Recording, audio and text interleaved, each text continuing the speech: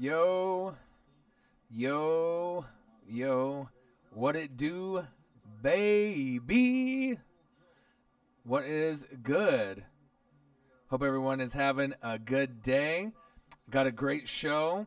Lots of things going on. We got a couple new videos today that we went over Kyler Murray and we went over Dwayne Haskins. I know HBO Hard Knocks is going to be on at the moment. Some people got it earlier. Obviously, I was going to end up watching that and hopping on a little bit later. But I got a great show today. NFL rankings. Chances of going back to back, as Drake would say, as divisional winners in 2019. So, again, I'm Orion, one half of Northwest Sports Fanatics, and we got a new video today. So this is going to be interesting as we're moving forward as far as some teams that can repeat, others that may scale back a little bit as we're going into the NFL season. But I'm excited to kind of see where the league is going as far as everyone moving forward in the NFL. Ryan Strick, what is good, my guy? What's good? Like I said, I want to go over this list. I took some time to kind of go over it. I got a good show tomorrow as well to kind of go over defenses, going into the league. But hopefully, Ryan, you're having a good day. My day's usually pretty good. Work is a little hectic. So this is obviously a nice little release of, just talking NFL. I'm excited to watch Hard Knocks. So once I do the stream, I'll end up catching up on that. But the show is good. Like I said, AFC, NFC, NFL rankings, teams to win their division back to back. It's a hard thing to do, if you think about it moving forward in the league. Most teams either get certain rookies that'll start to kind of progress, other injuries, trades. There's a lot of things that kind of factor in as we're moving forward in the league. But I'll wait for a few more people to kind of hop in, and then we'll end up starting it off. But I'll go over some of the records of some of the teams here in a moment, and then we'll kind of get into it. So I'll start it off as far as we go number 8, and that'll be like the least likely chance for, a team, in my opinion, to be able to repeat. And then if we go to number 1, that is the team that I feel that is most likely to repeat, obviously as a divisional winner, and make a deep run in the AFC or NFC championship game or the Super Bowl, baby. So let's start it off with number 8. Number 8 is a team that won the AFC North. Now, I know a lot of people may not agree. Ninja Star 09, hello, what is good? Ravens went 10-6 last season. I don't think that they're going to be able to repeat. That's why I have them at number 8, the least likely team to repeat. In my opinion, I like what Devin Bush has already done, for the Pittsburgh Steelers. I have them winning the division and going 11-5. I think that the Browns can end up, taking the Ravens spot even for second place and going 10-6. I know there's going to be some issues with coaching, but what we saw with the defense against the Redskins, I know Baker Mayfield is an animal. So I have them scaling back from winning the division at 10-6 and then going all the way back to probably, in my opinion, around maybe 8-8. I could be totally wrong, but I kind of feel that Pittsburgh and Cleveland to me are a little bit deeper. Some of the big losses like C.J. Mosley is a lot to me. Yeah, I know you got Earl Thomas III, but I feel that you lost a lot, on the roster. Yeah, you got Mark Ingram and you have Lamar Jackson. Another year under his belt to kind of get acclimated. Hopefully they have him stay in the pocket a little bit more. But I am concerned about a lot of the weapons that they have. We'll see how they progress with Hollywood as the rookie wide receiver. We'll see what Mark Andrews can do with Lamar Jackson. It'll be interesting. But number 8, 10-6 Ravens, I have them scaling back to 8-8 and being third in the AFC North. Number 8. Number 7. Number 7 is a team that I feel they could possibly win the division this year, but I kind of feel even with Andrew Luck's injury issues that we've been hearing about that he may have to sit out throughout preseason and get ready, I don't think that this team is going to repeat in the AFC South. Who am I talking about? I'm talking about the Houston Texans. It's the hardest division to predict, in my opinion, besides the NFC North. It could be any one of those 4 teams. Least likely team to probably get the divisional win would probably be the Tennessee Titans. Mariota doesn't look that great. Tannehill isn't that great himself either. But the Texans going 11-5 again or 10-6 and winning the division, I don't think is going to happen. They didn't really get enough pieces on the O-line to make me feel confident. Yeah, I love Deshaun Watson. I like DeAndre Hopkins. I love J.J. Watt. Clowney is an issue right now where we don't know where Jade Veon is going to go. Is he going to get traded? More than likely he will. But I don't have the Texans winning the division. I think the Colts are going to end up getting it done. Yeah, they might have some injuries with Andrew Luck, but I'll have enough for them to go 11-5, in my opinion, and take that spot from the Texans at number 7. So as we go through the list, number 8 is the least likely team that I have to repeat. And as we get to number 1, that'll be the most favored team to repeat as back-to-back divisional champs and to make a deep run. Number 6. Number 6 is a team that has the most drama right now in the NFL. Zeke, where are you? Dak wants 30, 40, who knows, $50 million. The Dallas Cowboys were 10-6 last season. I don't think that they're going to go 10-6 again. Is it possible that they go 10-6? Yes, but that's not going to be good enough to win the NFC East, which I have the Eagles winning. I have the Eagles going 11-5. I think they're just a better complete team. They're 6 running backs deep. Carson Wentz is better than Dak Prescott. He's worried about money. Wentz is going to be worrying about not only his health, but just getting reps in with guys like Deshaun Jackson and getting chemistry with so bad it hurts Zach Ertz and Dallas Goedert, and with all the other weapons that they have, Miles Sanders to name one at the rookie running back position. I love the defense. I love the team. I think the Cowboys will scale back. They could maybe go 10-6 or 9-7. Obviously, Redskins, more than likely, in my opinion, 3rd in the division. Giants last, but I do like what I saw from Daniel Jones. Saquon is a beast. So I have number 6, Dallas Cowboys. A slight chance of possibly repeating, but as we know, if you guys follow football, no team repeats in the NFC East as back-to-back champions. It goes, kind of a few years back. So I don't feel that the Cowboys will do it. That's number 6. All right, let's go to number 5. So as we go from 5 to 1, these kind of picks, in my opinion, is where I feel that it could happen. So number 5 is a division that's the hardest to pick right now as far as divisional winners, and talking about the NFC North. Right? So the Bears won last season at 12-4. They had the best defense in the league. And I started to think, I kind of like the Vikings. Dalvin Cook coming back, even though Cousins is kind of unpredictable. Thielen, Diggs, an awesome defense, plenty of weapons that they have, at their arsenal.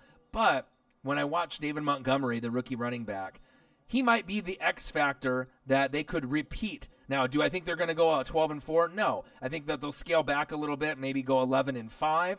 I think the Vikings will be right on their heels at 10-6. But if those go flip-flopped and Vikings go 11-5 and Bears go 10-6, it's possible. That's why I have the Bears at 5. They could repeat. It's really going to depend on Montgomery and obviously his skill set, being able to run between the tackles and to be able to receive the ball as much as possible to give them that extra weapon for Trubisky and the human joystick, Tariq Cohen. Number 5, the Chicago Bears. The Bears. So number 4. So all of these teams in the top 4, I feel, have an excellent chance of repeating and obviously making a run. Number 4 is a team that won the Super Bowl last year. It's hard for me to just, kick them off the curb and say that they're not going to do it, even though Gronk isn't there anymore. With the schedule that they have, the Bills and the Jets have gotten much better. The Dolphins are going to regress. They'll be the worst team in the league. But I do like what I see from the Jets and the Bills, but I just don't think that they're going to be able to get a better record than New England when it's all said and done. Will they both improve dramatically, the Jets and the Bills? Yes. Is there a chance that both or one of those teams could make the playoffs as a wild card this year? Yes. I do like the progression. I love Josh Allen. I like what I'm seeing from Darnold, Le'Veon, Jamal Adams. There's a few injuries there. He says he might play corner. We'll see if that's true. But I have the Patriots. They went 11-5 last year, and I believe that they'll go 11-5 again this year. And there is a chance for the Jets or the Bills to go 10-6. Not enough to take the division, but obviously with the Gronk out and N'Keal Harry, a lot of pressure there to step up. And obviously we know Sony Michel's knee isn't right just yet. So there'll be some wiggle room, but I just don't think that they'll be able to clip the Patriots for the divisional crown just yet. You might have to wait one more year, And then the Bills or the Jets have an excellent chance to be able to overtake the Patriots. The Patriots will still be a playoff team at like 10-6 if that's what happens next year or the year after. But 11-5, I see the same exact record for the Patriots. They're not going to get better. They lost Gronk. They lost a few pieces there. Even though they brought Jamie Collins back, which will be a nice piece with Vanoy and the rest of the roster. And, you got the McCourty bros, right? You ended up got Patrick Chung. You got the best corner in football in Stephon Gilmore. But I just don't think that they're going to get more than 11 wins this season. But to repeat as AFC East champions again, I know it's annoying, the same team over and over again, but they're going to do it. 11-5, the New England Patriots, I have them at number 4. Now it gets saucy. Now we're getting to the top 3. Number 3 is a team that I'm familiar with in the NFL. In my division in the NFC South. I feel that they've gone through the most heartache in the last 2 seasons. They had the Minneapolis Miracle. They had the bullshit non-pass interference call against the Rams. Even though Drew Brees, people think that he's just going to fall off the face of the earth and his numbers are going to go all the way downhill, at least at what I'm reading on some of these quote-unquote expert websites. I don't think necessarily it's going to be that much of a drop-off. I like the chances of the Nolans Saints to repeat as champs. I have them at number 3, and I don't have them any higher than that just because of the competition in the division. I feel it's one of the most heated divisions in football. Saints went 13-3. Can they go 13-3 again this season? Yes, it's possible. I feel they'll scale back maybe about a win or two. They'll go maybe 12-4 or 11-5. Obviously, Atlanta, Carolina, they're coming, right? There's a chance that they could clip them, but I don't think it'll be this season. A lot of motivation, a lot of, Drew Brees on the line. His career's almost over. They got to get it done. This is the year. You brought in Latavius Murray to complement AK-41 Alvin Kamara, but I think they're going to have to carry Brees and be able to win the division. Who knows what the Bucs will do? I think that they're going to win more than 4 or 5 games. Can they get to 9? We'll see. Will the Panthers get to 9 or 10 or Atlanta? We'll see. But I think that ultimately when it's said and done in the NFC South, 3 Fs, right?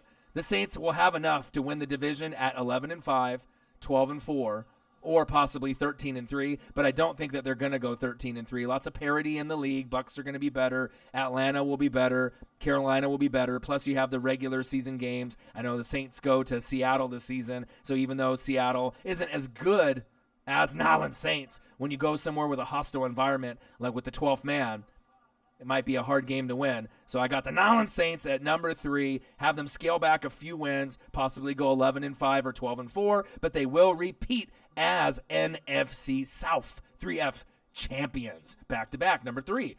Number 2, the only reason I have this team at number 2 is because I feel that the other teams in the division aren't on their level just yet. They had an excellent season last year in the Super Bowl. They fell a little short with Todd Gurley. They went 13-3. A lot of controversy in that NFC Championship game. Is Todd Gurley's knee healthy? We don't know. They drafted Henderson in the 3rd round. He didn't look that great in the first game in preseason. Didn't get a whole lot of touches, so we'll have to see how that goes. But you're getting best friend Cooper Kupp back, so that's going to make a huge impact for them. I have them winning the division again, not at 13-3. Not at 12-4. I have it 11-5. You don't even know. I mean, it could be like a 10-6 year for them, but I feel that they have enough, even with Gurley maybe being 50% with Henderson. Let's go 11-5. They'll win the division again, back-to-back, just because I feel that Seattle doesn't have the depth like they used to. The 49ers are starting to be on the come-up, but they have a lot of injuries that they're dealing with. But we saw with Jalen Hurd, Deebo Samuel. Now they have Goodwin and Pettis and Kittle, and they have a bunch of running backs that they can rotate, even though McKinnon's injured. Sherman's got issues. The line is banged up. D Ford, obviously with Bosa.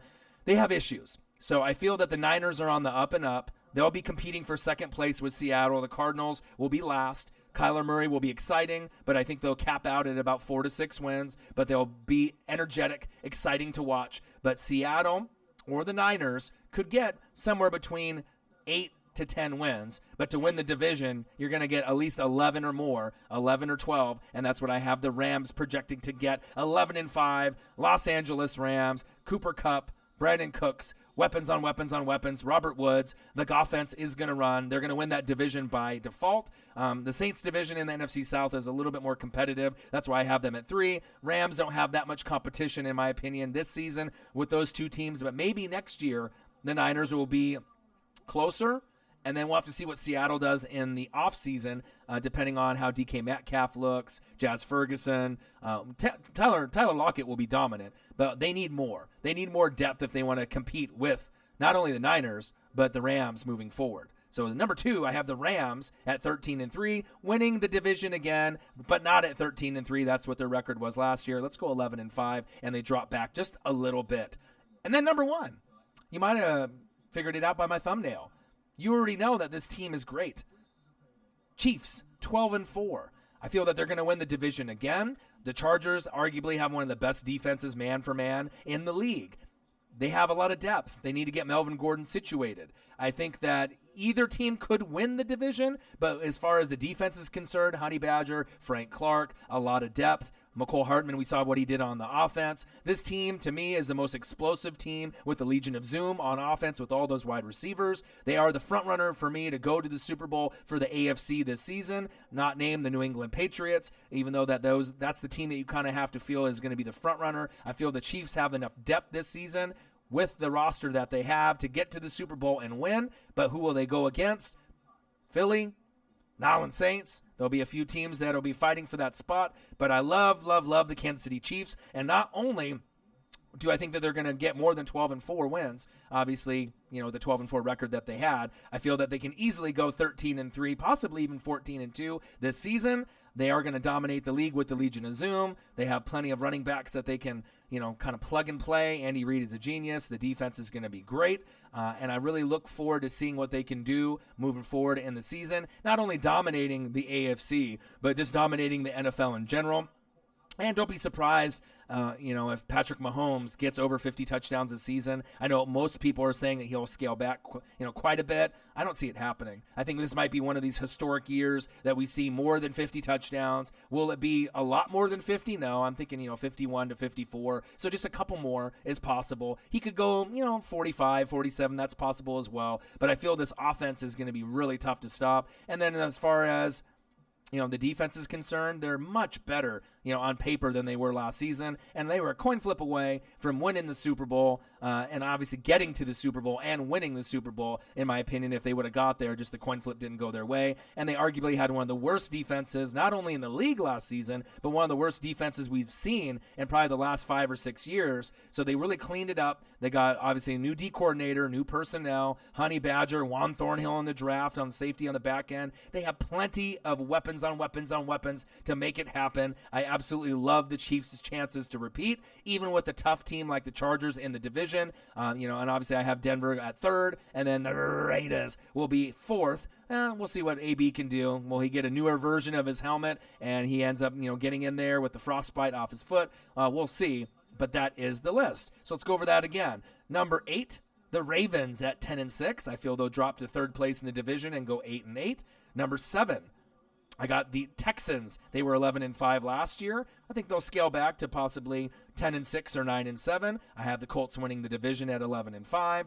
Number 6, the Cowboys. They're 10-6. Look for them to drop down maybe to 9-7. Eagles to win the division at 11-5.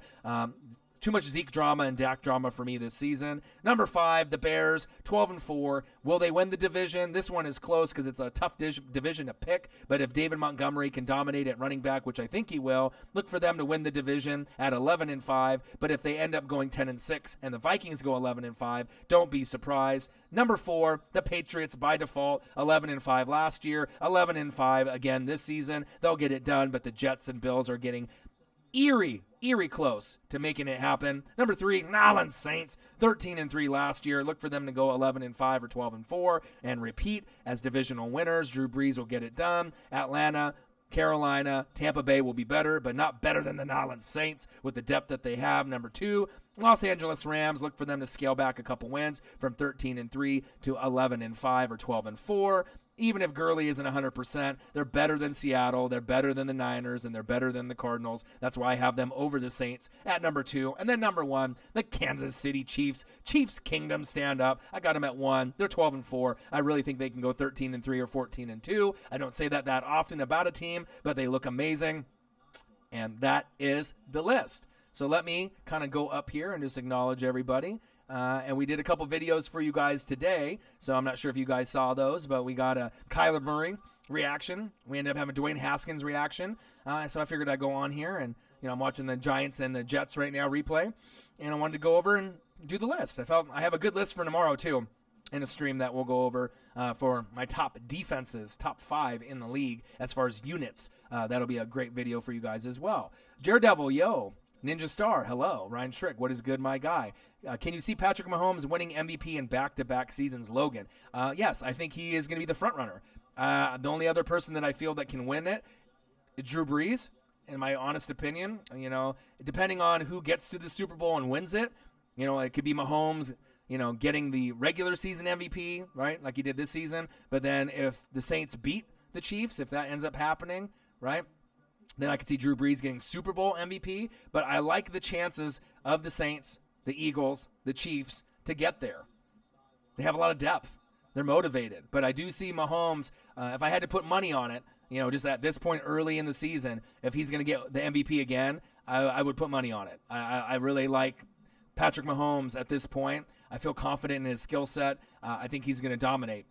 And it's going to be one of those things. We saw a little taste of it with McCole Hardman and the Chiefs in the first preseason game. I haven't seen an athlete like the clone, a.k.a. Showtime Patrick Mahomes, ever. Like I said, I feel that he's a combination of Brett Favre, Tony Romo, and a few other QBs just kind of all mixed in one. Maybe a little bit of Dan Marino mixed in with that as well. But he's got the zip on the ball. He can sling it in any type of angle. He can make it happen. But I would say the most favored athlete to win back-to-back, Patrick Mahomes. He can do it. And obviously Peyton Manning, it was one of those elite talents that won back-to-back twice. I could see Patrick Mahomes down the road being a guy that could win it back-to-back in 2 different years, like this last season, this season, and then later on in his career. I like Patrick Mahomes that much, and I like what they've done with the offense and defense and coaching staff moving forward. Miami gets smacked next week by University of Florida.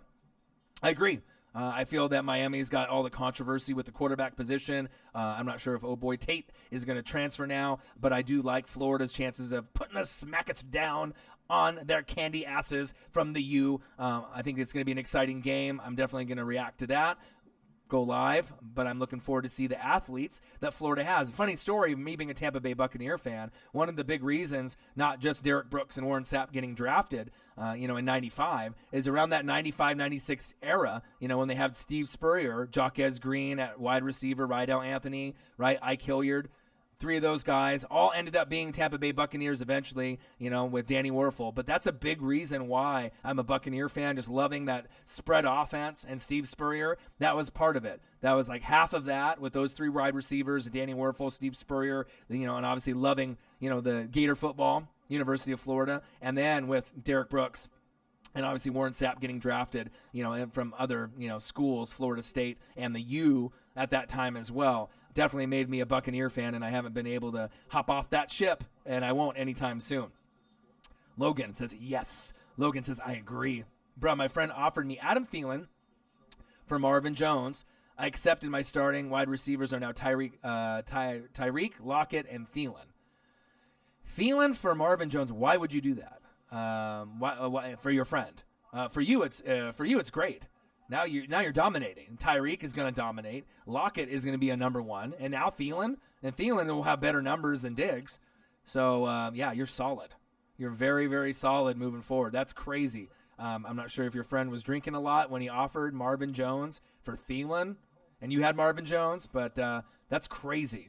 That's like losing your fantasy league right there, right from the gate for your friend. And you're looking probably at a nice, chance to go deep. And even if you have one of those guys get banged up, Tyreek goes down with an injury, Lockett and Thielen. That's a nice one, too, moving forward. Solid.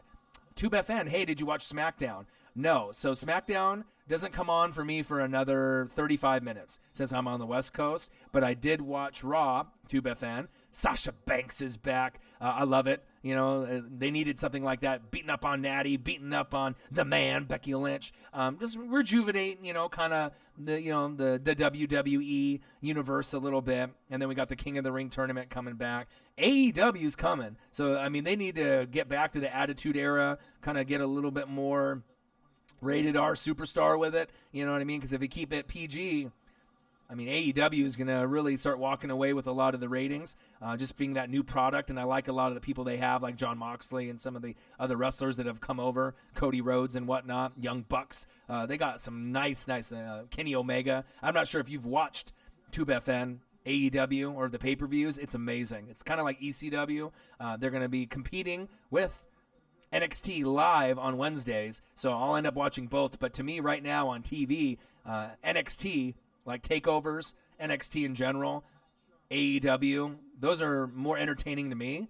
And then obviously you have like Raw and then SmackDown's last. And I thought that TakeOver Toronto was better than SummerSlam. I wasn't that impressed with SummerSlam. I was kind of disappointed, to be honest. But as wrestling fans, you'll take the good with the bad. But I wasn't really that impressed with the card going forward when I was watching it. Let's see here.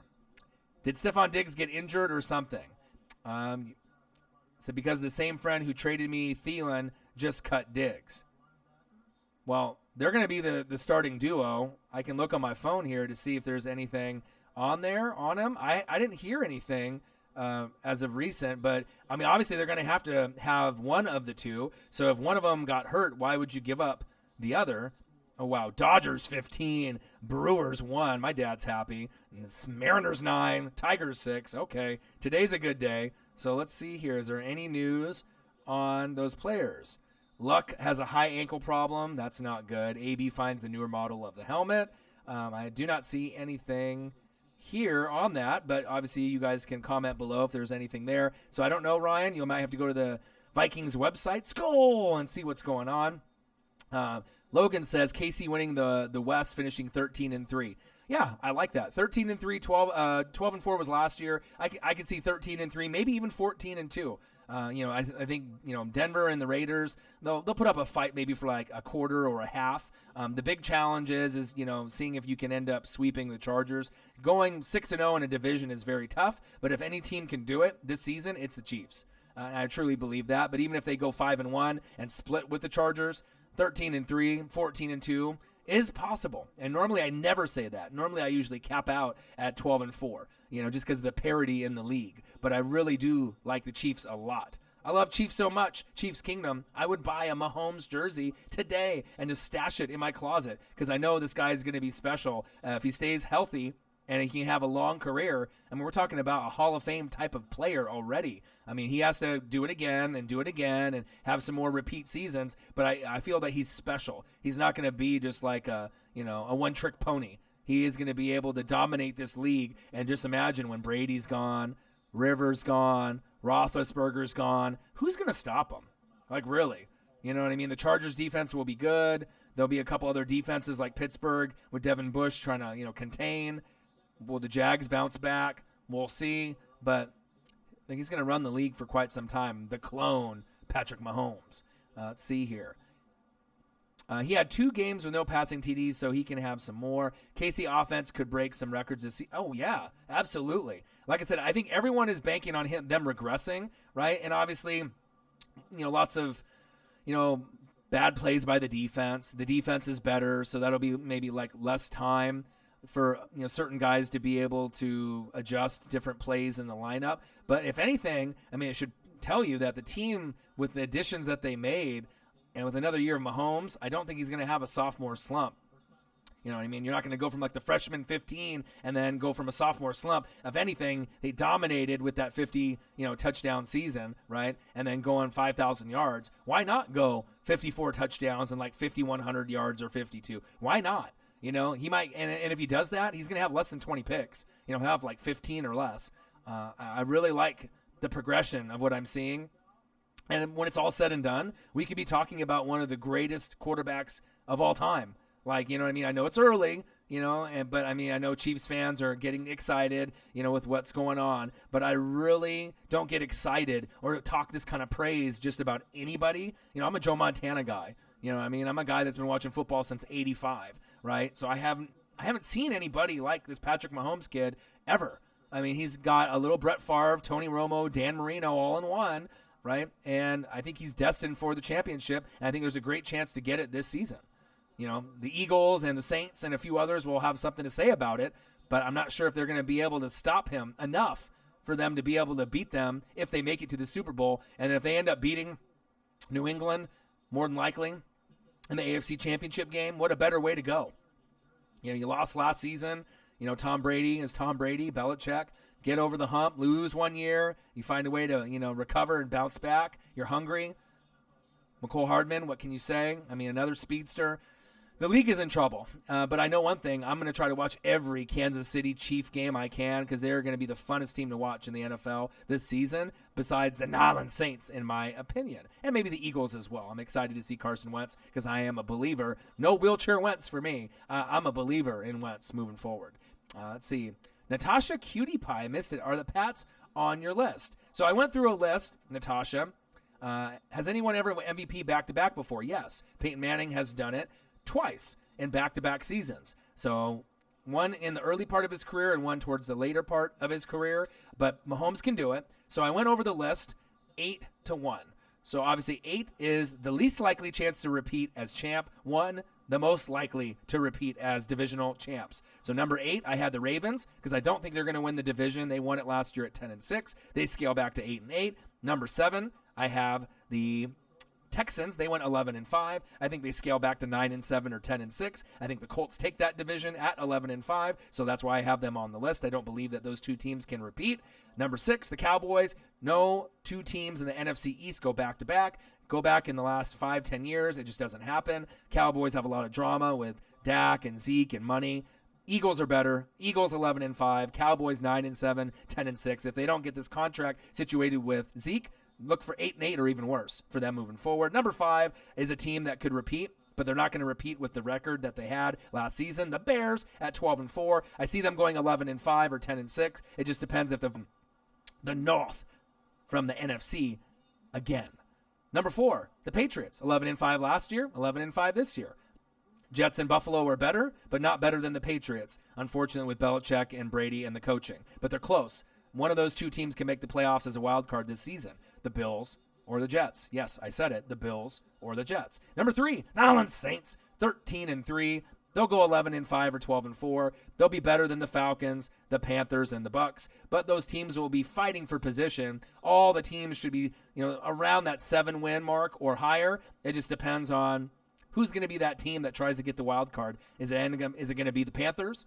Or it will be the Falcons. Least likely team, probably the Bucs. But from what I saw on that first drive with Jameis, 3 new coaches, they could be the surprise team. If a little bit of injuries hit the Falcons and the Panthers, don't be surprised if the Bucs get in at 9-7 or 10-6. I got to see it, for me to really believe it. But seeing that first drive from Jameis to Godwin, the running game looked good. We'll see what the defense looks like. Vita Vea is a big key. If he's healthy throughout the full season, they have a great chance. If he's injured, they're screwed because they really need him and Sue to plug up the run and, make a difference for the Bucs in the season. New Orleans Saints, number 3.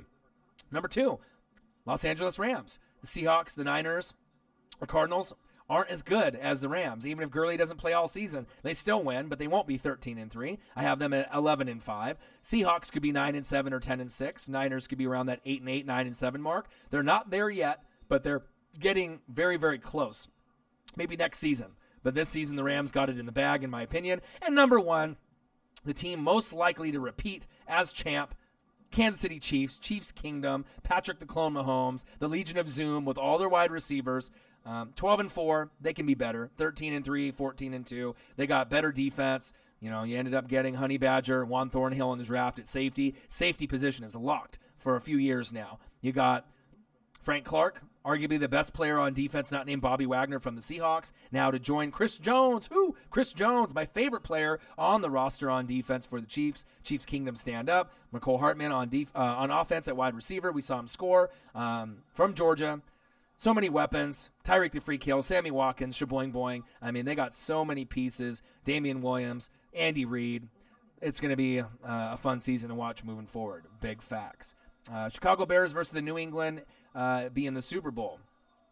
That's a a decent prediction, but I don't think New England will make it this season. I think this will be the first season that we see a different team make it other than New England. I mean, they always have to be the team that you expect to get there just because of their veteran leadership, the coaching, Belichick and Brady. But with Gronk not being there, there might be a chance, that even though N'Keal Harry's there now from Arizona State, that stud wide receiver, the Bears could do it too. They could be that sleeper team. I like the Saints and I like the Eagles and the Rams more. But the Bears have the best defense in the league, arguably, and they added Ha-Ha to that. The big thing for them is, they lost Vic Fangio. So we're going to see how Chuck Pagano can handle that roster. And if he can, and we see Montgomery dominate at running back, Christian, you could definitely see that matchup in the Super Bowl. It could happen. I think Peyton Manning did that, Christian Edwards. You're right. Oh, yeah, that's right. You were on the West Coast. Yeah, I am, unfortunately. Yep, I have. I'm on NXT side for this whole war. Yeah, NXT, I like it, you know what I mean? But the thing is, AEW, not WWE, SmackDown, or Raw. Yeah, NXT is lit. Like I said, it gives you the most energy, and the reason that it's lit is because you got to think Paul Heyman's running Raw, Eric Bischoff's running SmackDown, right? But who's running NXT? It's Triple H and Shawn Michaels. So they know to make it a little bit more of a romantic, more of a smaller event. The crowd participation is more lit. It doesn't matter who's wrestling. They end up letting them be a little bit more free with the moveset. You always see inverted moves. The crowd is more into it. The crowd chants for everyone. It's just a better product. They need to, repeat NXT to Raw and SmackDown, but I'm not sure if they will. But I like AEW a lot. I'm a big wrestling fan in general, so we'll see where it goes. But it's going to be the Wednesday night war, NXT Live, right, versus AEW. It's going to be something else. Manning won a lot of MVPs, I see. Jesus, yeah, I believe he won 5. 2 of them back-to-back at a different time, and another one. So, unbelievable. Aaron Donald, 99, I assume that's what you're saying. Breeze should have, on the 2009-10 MVP, Tube FN, yeah. But it's crazy. Breeze has never won an MVP. Crazy. Natasha Cutie Pie. Andy Reid might be the only thing holding Mahomes back low-key. Right, but people say that because obviously his time management, clock management has not been the greatest. But let's be real. Patrick Mahomes is better than Donovan McNabb, right? They have a nice roster. This offense is going to be more explosive than any offense that the Eagles had with Andy Reid underneath, in my opinion. I mean, just look at the roster right now. So even though Andy hasn't proven that he can get over the hump yet, this is going to make it even sweeter when he ends up beating the Patriots, right, at some point or another this year or next year. Playing maybe the Eagles, his former team, wouldn't that be sweet? And getting over the hump, or maybe the Saints. I feel that he is going to get his before it's said and done. Mahomes is too good. He's one of those guys, he's like almost unguardable. I really feel that they're destined for a championship, and they're going to be able to get more than one before Mahomes' career is over in Kansas City. Big facts. Panthers are underrated, Ryan Knight says. Agreed. Did you see Brian Burns? 10 snaps, 2 sacks, Florida State. Domination, he can do it. But Cam's shoulder is the key. Run CMC, Christian McCaffrey, amazing. Right? DJ Moore, Curtis Samuel, progression, nice. It's going to be a nice transition for both of those guys. Right? Burns is awesome. Kuechly's great. Gerald McCoy in the middle. They have a lot of pieces that are up and coming. Panthers front 7, best in the South. How can you argue that? You know what I mean? The Atlanta has had a lot of injuries. Beasley hasn't been 100% in the last couple of years. Deion Jones is coming off the injury. Buccaneers have injuries left and right. They can't keep Vita Vea healthy. The Saints, I like, Rankins, right, Mr. Shimmy. But Cameron Jordan can't do it by himself. So the front 7 for the Panthers in the NFC South is the best. And I'm a Bucs fan. Big facts. Chargers going to take the AFC West. And that's a Charger fan coming into the chat. You know what? And it's possible, right? But without Melvin Gordon, you got Eckler, you got plenty of pieces at running back. You're 3 deep. But the thing is if you want to get to the AFC Championship game, you're not going to be able to do it without Melvin Gordon, in my opinion. Especially with teams like the Chiefs, right?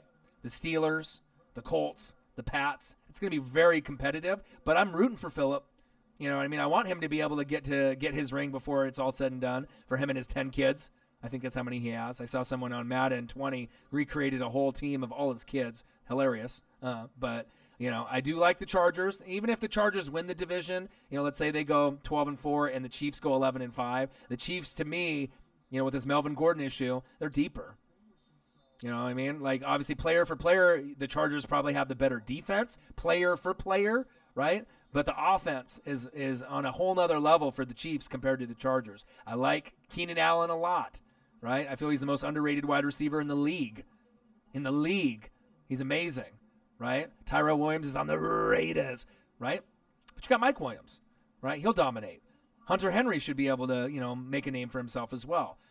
But comparing Phillip Rivers and what he might be able to do to, Patrick Mahomes, a clone, and all the weapons that they have, I'm kind of leaning a little bit more towards the Chiefs. But I'm not saying that the Chargers can't make the playoffs and make a deep run, because I think they can. I feel that the Chargers and the Chiefs arguably are the two deepest teams in the AFC, not named the Patriots.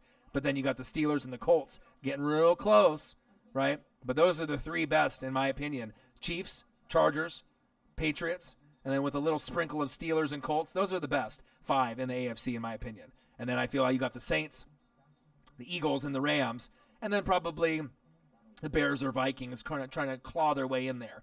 But that's what I feel. Let's see here. Andy Reid can't coach defense. Well, he won't have to, because they got a D coordinator. I like him even though he's a rival. You never see him sitting next to a defensive player on the bench. Always offense. But he doesn't have to be the D coordinator. You know what I mean? That's what they got a D coordinator for, right? All they got to do is just be able to call good plays. I think they have Spagnuolo, so I think they'll be fine. It'll be better than what they had last season. They'll be good. Ruiz, LA Rams, what did I miss? I'll go over the show again for you, Ruiz. Rams. A lot of good stuff. Natasha Cutie Pie. Michael Lawler, what to do? I feel like Melvin might break a little bit as time goes on. He values himself too much. I don't think he does. I mean, if you ended up dominating college football, right, and then you came in the league and had 0 touchdowns for whatever reason, mental, physical, couldn't get the playbook, and then you go 12, 12, and 14, you're telling me you don't think that guy's worth money? You know what I mean? When certain guys like Dak is asking for 30, 40 mil and Melvin's trying to get like 5 this season, he's worth, 10 to 15, per season, in my opinion. He's a top 5 running back when he's healthy. He's up there. If he's not top of competition, not only in the division, right, with the Chiefs, but what about all the other teams in the AFC? That's my personal opinion. I've been watching football since '85. You got to have the depth. I love Derwin James. He's my favorite safety in the league, right? Not named. Jamal Adams. I love him, right? I love Ingram. I love Bosa. But, they have a little injury-prone status to the defense, which is true, right? But the team is nice moving forward. Adderley in the draft. Tillery. I know my football. I know your Chargers. I know a lot. I speak facts. Dak really want $40 million a year. That's crazy, isn't it? That he wants that much money. It's just insane. Zeke wants money, right? But he wants insane money. So Dak wants 30, 40, supposedly. That's in the media. Zeke wants to get paid probably like the highest running back in the league, I would assume. He wants as much money as he can get. So if that's 20, I don't know. Jerry Jones got plenty of money, but, it's going to break the bank for all those defensive guys. They got DeMarcus Lawrence taken care of, but what about Jalen Smith? What about Byron Jones? What about Van Der Esch in a couple years? They're screwed. You're going to have to pick and choose. But ultimately, if the Cowboys want to make the playoffs this season as a wild card or make a deep run, at the Super Bowl, they need to have both. If they don't have both, they're not going to do it. You got to have a steady running game. Zeke is it. You got to have someone that can, be a game manager and win the game with his arm and his legs. That's Dak. Elite O-line, they have it already. Defense, elite, they have it. Coaching could be better, right? I'm not really big on Garrett, but Kellen Moore, Boise State quarterback and former Cowboy backup, is the O coordinator this season. Look for them to kind of air it out. It's going to be nice to be able to see some of the other guys. Michael Gallup will take the next step in his career because of Kellen Moore calling plays. Big facts. I've seen him in practice. He looks good. Rams, Eagles, Chargers, best 3 teams in the NFL. Most people will sub Rams for the Saints. Yeah, for me, and everyone's going to have their biased opinion. For me, I like, not in any particular order, Saints, Eagles, Chiefs. Those are mine right now, right? And I would have the Rams up there if Gurley was 100%. Big facts. If he was 100%, they definitely would be in my top 3. Eagles are that sleeper team because no one believes in Wentz. Rams, I don't say they're a sleeper, but people have kind of given up on them a little just because, we don't know Todd Gurley's health. But even if he doesn't play one snap all season, which won't happen, right, they'll still win the division, the NFC West, because they have that much talent. Cooper Kupp's coming back. They have enough. Jared Goff and the Goffense, and Sean McVay is brilliant. One of the most brilliant coaches that we've ever seen in the NFL. I don't care what anyone says. That is true. It is facts. So, but the Rams, Eagles, Chargers are nice, right? And one thing that all three of those teams have in common, they all have great defenses, right? But the Chiefs' defense is starting to get better, and the Saints' defense is a little underrated too. So we'll see where it goes. Cowboys should just pay Zeke. He's obviously proven as possibly the best running back in the league. 2 rushing titles out of 3 years. Dak is still a question mark. How could you give a guy, an average quarterback, the money that only A-Rod Brady make? Right, but think about this, Michael Lawler. If you pay Zeke and you let Dak, walk or be disgruntled, how many wins do you think you really get with Dallas's backup? Who is Dallas's backup? Would they have to call Tony Romo out of retirement from the booth? Kellen Moore from, calling plays to being the backup? They wouldn't win any more, in my opinion, without Dak Prescott behind QB. They probably would max out at like 5 or 6 wins, right? If you ended up paying Dak and then Zeke wasn't there, right? You probably would be able to get somewhere between 7 to 10 wins. I'm not saying that Zeke is a better player than Dak, but Dak touches the ball every snap. So, he's going to be able to make the decisions either running with his legs, making the appropriate reads. He's just more valuable. You can have Alfred Morris. You can have other guys you can plug and play at running back. It's sad that the running backs are getting undervalued. But the thing is that if Zeke isn't there, they can win more games. If Dak isn't there, they slide backwards a lot. And that's my personal opinion. Think about it. They can win without Zeke. They can't win without Dak. Even though he might be average and he's asking for this money, he's a perfect fit for that team. He doesn't have to be Aaron Rodgers. He doesn't have to be Patrick Mahomes, right? He doesn't have to be, that type of quarterback, Big Ben. He just has to be himself. They already have an elite running back, an elite O-line, and an elite defense. What are the chances that you get elite, and elite quarterback? Then you're probably going to the Super Bowl almost every year. But it just doesn't happen. And he's like a third, fourth round pick. He's better than people are giving him credit for, but he sucks in the red zone. Let's be real. He's one of the worst in the red zone as far as completion percentage, but he'll probably get a little bit better, but they need to get him taken care of and Zeke if they want to be able to get the drama over with. Eagles are the best in the NFL, real talk. Well, Madden says they are. I always felt that they have one of the deepest rosters, in the NFL. Adding Deshaun Jackson, having 6 running backs. I picked them winning the Super Bowl, against the Patriots, and I said they were going to win big, and that's why Eagles fans respect me. With the research that I do, a lot of people were afraid to make that pick that weren't Eagles fans and that weren't homers. I have no affiliation with the Eagles whatsoever. I just watch tape and I read, and I can see what I see. And Michael Lawler says Eagles are not better than the Saints.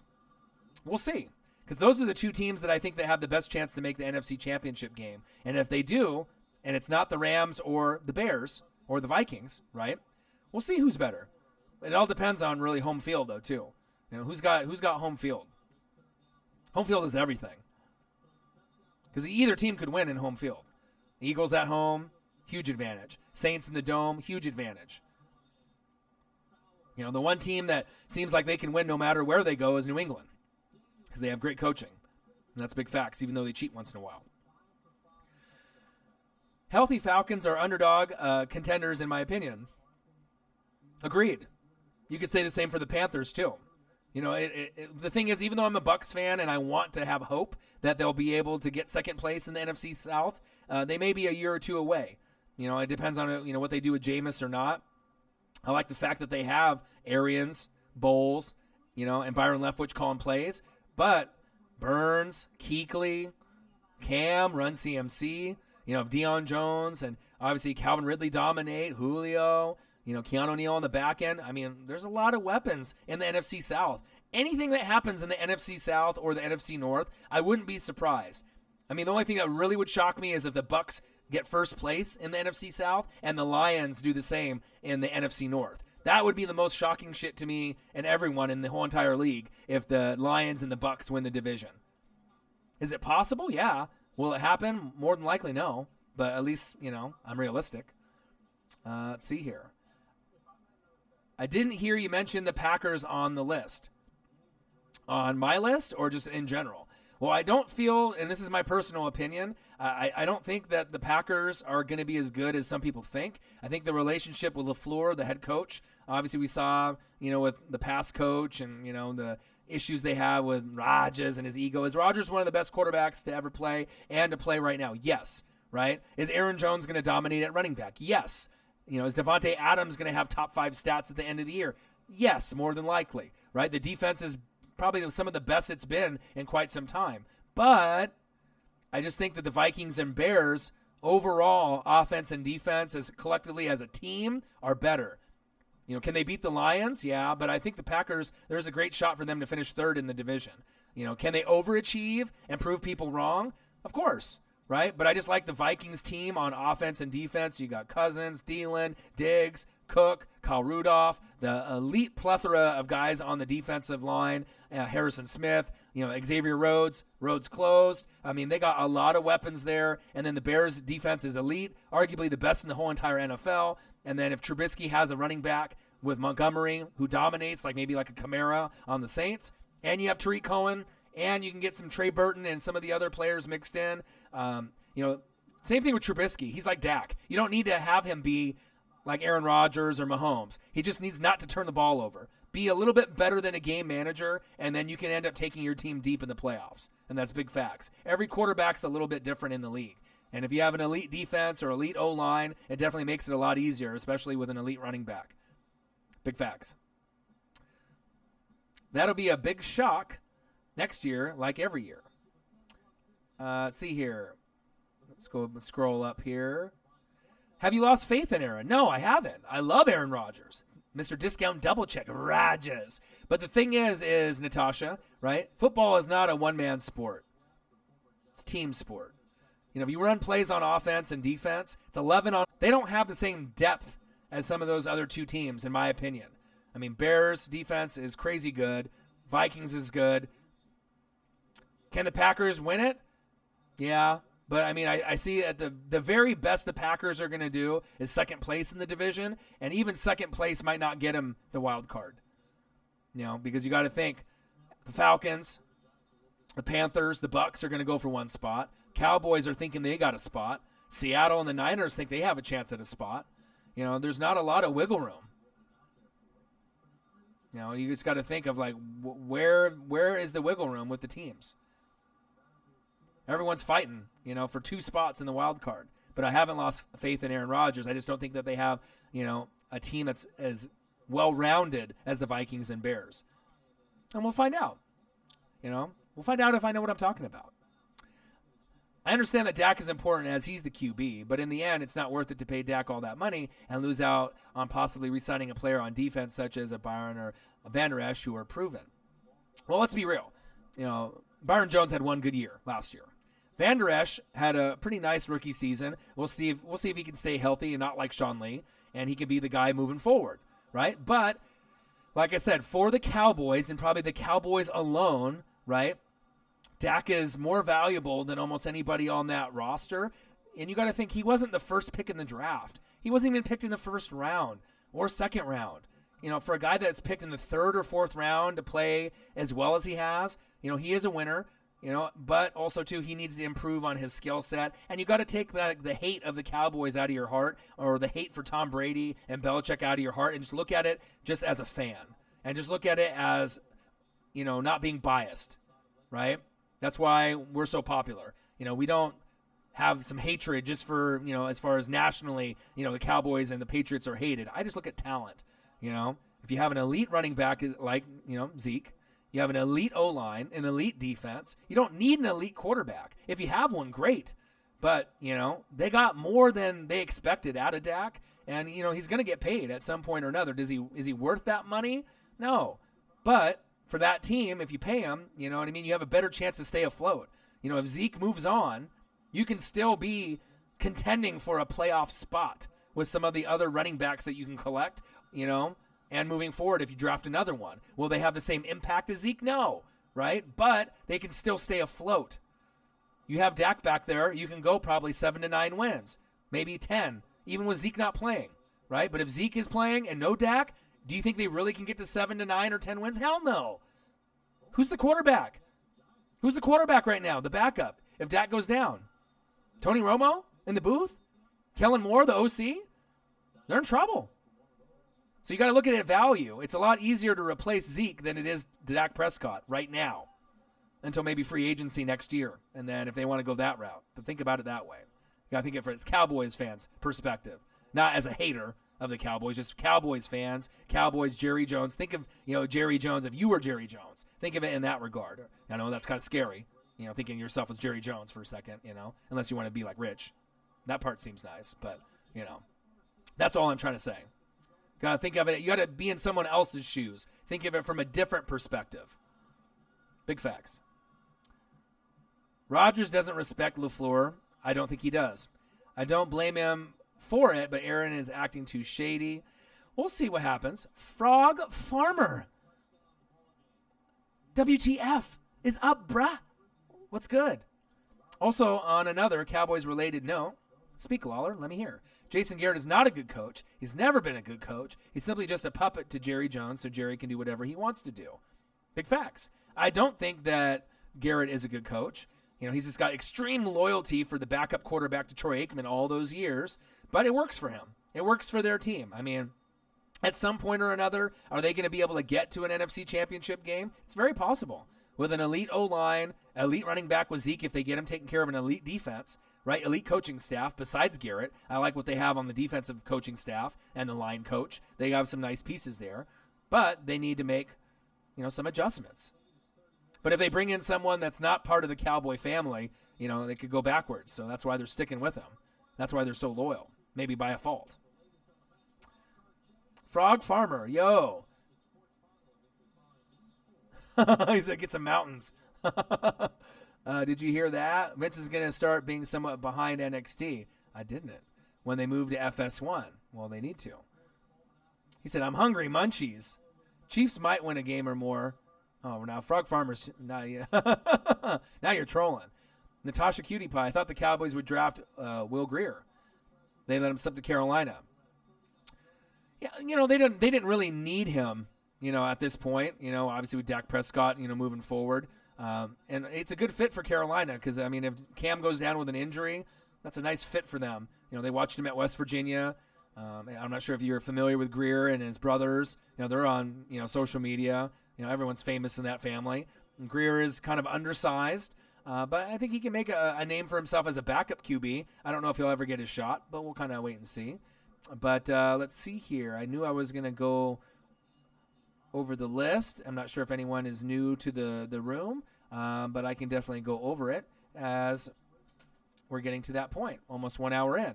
So NFL rankings, teams that could go back-to-back as divisional winners in 2019. It's very hard to do moving forward. So I'll go over my list again. 8 is the worst chance to repeat. 1 is the best chance. Number 8, the Ravens, 10-6. I think they're going to go 8-8. I think that the Browns will go 9-7 or 10-6. I got the Steelers winning the division at 11-5. Come at me. I think it's going to happen. Number 7, the Texans went 11-5. They won't again this year. They'll go down to 9-7 or 10-6. Look for the Colts to win the division at 11-5. So that's why those two teams are at the bottom. I don't believe that those two teams can win their divisions, the AFC North or the AFC South. Number 6, no two teams in the NFC East win back-to-back. Cowboys won last year at 10-6. Guess what? They're not going to win the division this year. The Eagles will at 11-5. The Cowboys have a chance to make a wild card at 9-7 or 10-6 if Zeke and Dak get paid. Will it happen? I don't know. Number 5, the Bears, 12-4. They have a chance to repeat, but not at 12-4, 11-5, or 10-6. Who will win the division? Vikings or Bears? Big facts. Number 4, Patriots win 11-5. They'll go 11-5 again. Bills and Jets are close. They can win 9 to 10 games each. Who will do it? Only time will tell. Bills or Jets can make a wild card this season, and look for next season possibly be the year that someone clips New England for the divisional crown. Yeah, I said it. Jets or Bills, they're getting closer. Number 3, New Orleans Saints went 13-3. They'll win the division again. Will they go 13-3? No. 11-5, 12-4, right? But Panthers, Buccaneers, Falcons, they'll be coming. They'll be coming, but just not as good as the New Orleans Saints and Drew Brees. Number 2, the Rams, 13-3. They'll go 11-5, right? They'll win the division by default, even with Gurley not being 100%. Seattle, Niners, Cardinals, not good enough, but we'll see who gets second place. Will it be Seattle, which most people are favoring, or could it be the surprise 49ers? It could be this year. If not this year, maybe next year. Jalen Hurd, Deebo Samuel, Kittle, Pettis, Goodwin, Jimmy G, D Ford, Bosa, Sherman. They're coming. Number 3, New Orleans Saints. Number 2, Rams. Number 1, Kansas City Chiefs. Are we surprised? Did the thumbnail with Mahomes. 12-4. Best chance to repeat. They can go 13-3 or 14-2.